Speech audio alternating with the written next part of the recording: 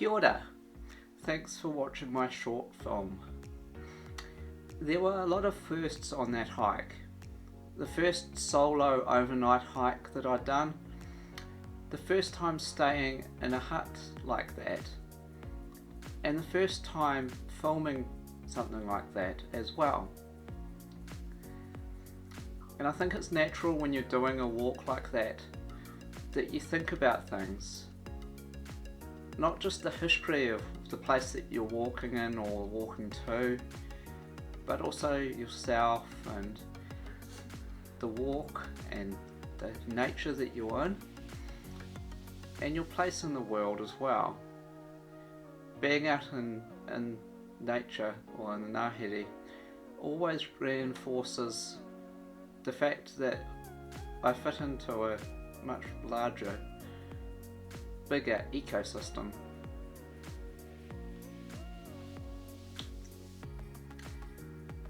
And that walk was particularly interesting from the historical perspective as well. When you look at the fact that not that long ago there used to be families living out on that rugged, desolate point in the hut that had been converted from their old house. And it made me wonder what it must have been like for the children who grew up out there, spent their childhoods in this remote, desolate, somewhat barren area, having to learn via correspondence whilst they listened to the waves crash and hit the rocks below them, and their parents who had to struggle to find their way, looking after the lighthouse and the land that surrounded them. It's just one of those things that it's hard to fathom what it must have been like to live there for extended periods of time whilst storms raged around you, trying to hike up the hill to the lighthouse to keep the light going when it went out, or to grow vegetables in such an inhospitable place that was so close to the coast. It also made me think about my place in the world and ponder a few things like, why would any of you be interested in what I would have to say? After all, I'm just one out of 8 billion other humans in this world.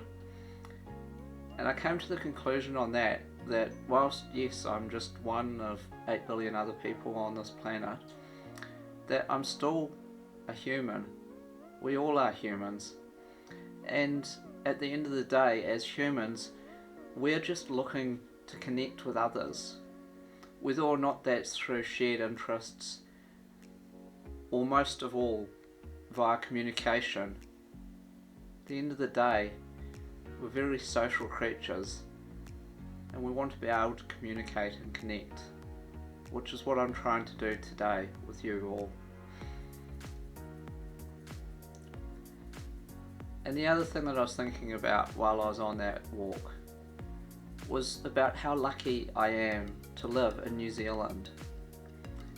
To live in a country which has access to such stunning landscapes and stunning scenery, and such a variance of it as well. When you go to a slightly different part of the country, you find a completely different landscape to explore, completely different place to be inspired by, and that coast up there was no different. Rugged cliffs, sheer drop-offs, so many interesting pieces of land to look at. If you're thinking about doing this walk, then you should.